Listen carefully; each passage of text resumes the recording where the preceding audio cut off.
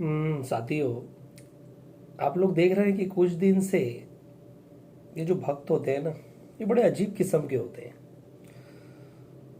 और देख लीजिए, जिस तरह से हमारे पास ऑक्सीजन नहीं है हॉस्पिटल में, हमारे पास वेंटिलेटर नहीं है, बेड नहीं है, हम पेशेंट को तो लेके जा रहे हैं लेकिन खाली हाथ लौट रहे हैं।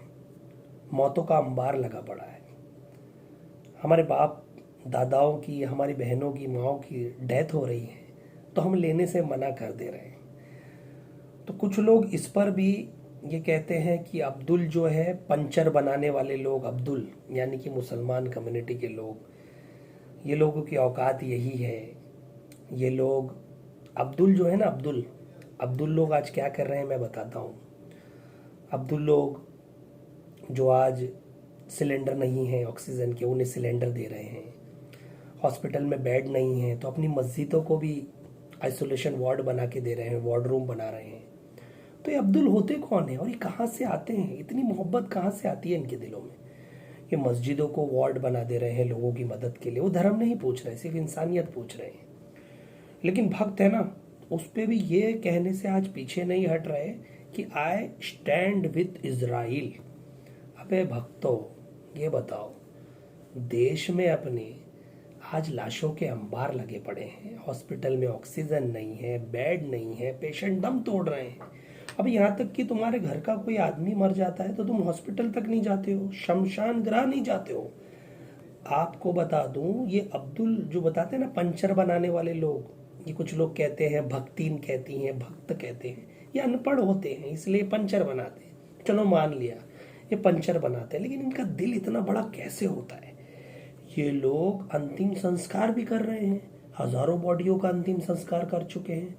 और एक भक्ति ने तो ये कह दिया, जो गंगा किनारे बॉडियां मिल रही हैं, बिहार ने कह दिया हमारी नहीं है, उत्तर प्रदेश कह रहा है हमारी नहीं है, उत्तराखंड कहता है ये उत्तर प्रदेश की है। मतलब एक दूसरे पे ब्लेम लगा रहे हैं। तो मैं भक्तों से ये पूछना चाहता हूँ, वो जो एक भक्तिन है वो कह रही है ये नाइजीरिया से बॉडी चल के मतलब तैरती हुई आ रही है। हद होती है, मतलब भक्तों की हद होती है कि मतलब किस तरह से मुद्दों को ट्रोल किया जाए। अरे मैं आज भी उन लोगों को कहता हूँ, इंसानियत बांटिए।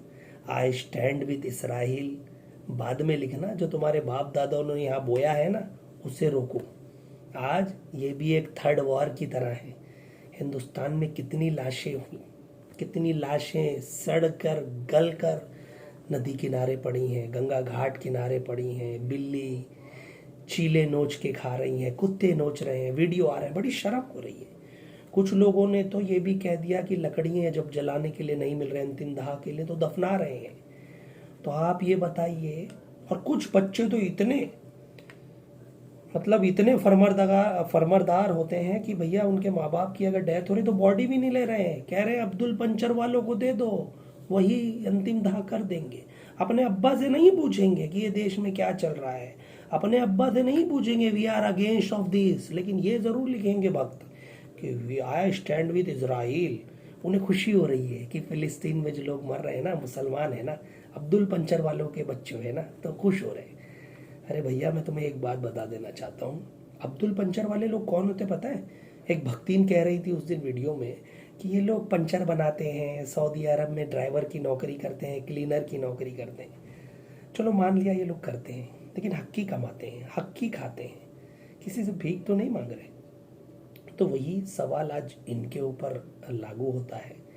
ये लोग जो, इनकी एक भक्तिन कहती है कि मदद आ रही है, वो तो हम लोगों ने एक करार साइन होता है, ठीक है, सब कंट्री के साथ एक एक करार होता है, लेकिन मुझे ये तो बता दो कि जब ऑक्सीजन सऊदी अरब से आई तो लोगों ने वाहवाही की। मतलब भाई, मुसलमान देशों से आपको इतनी चिड़े तो ऑक्सीजन नहीं लेनी चाहिए थी, और आते साथ अपने मित्रों का स्टिकर लगा दिया, अडानी अंबानी का।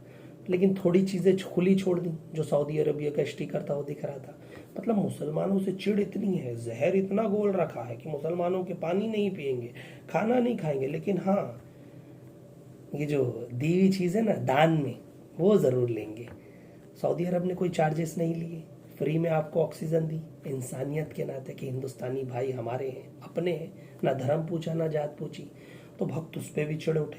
अरे ये तो वो भक्त लोग ड्राइवर, ये ड्राइवर है, क्लीनर है। मैं बता दूं नहीं, अब्दुल के बच्चे एमबीबीएस करे हुए हैं फिर भी पंचर बनाते हैं। ये अब्दुलों के जो बच्चे हैं ना, एलएलबी किए हुए हैं, इंजीनियरिंग किए हैं, मैकेनिकल, टेलीकॉम इंजीनियरिंग, साइंटिस्ट हैं इनके बच्चे।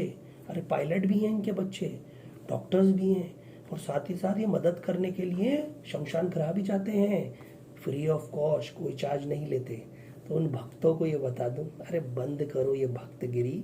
सबसे पहले अपने माँ बाप, अपने बच्चों की जानें बचाओ। जो आज हॉस्पिटल में ऑक्सीजन नहीं है, सिलेंडर नहीं है, साथ ही साथ बेड नहीं है, वेंटिलेटर्स नहीं है, इनकी जान बचाओ।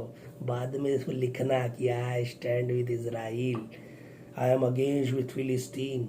देखो, जुल्म उतना करो जितना झेल सको, नहीं तो जवाब तो सबको मिलेगा। उसकी लाठी में आवाज़ नहीं है तो आनी तो सबके ऊपर है।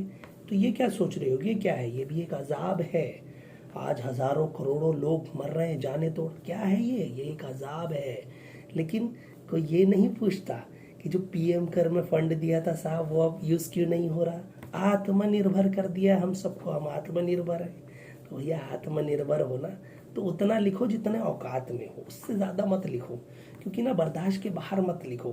क्योंकि घर में पहले झाँक लो कि माँ बाप की डेथ हो गई, किसने तुम्हें अंतिम दाह किया, कितने तुम्हें पनाह दी, किसने खिलाया, कितने तुम्हें घर पहुँचा। ये एहसान फरामोश मत बनो। हम भारतीय हैं और हम सबके साथ एकजुट होके खड़े रहेंगे। लेकिन भक्तों, ये लिखना मत भूलना कि आई स्टैंड विद इजराइल।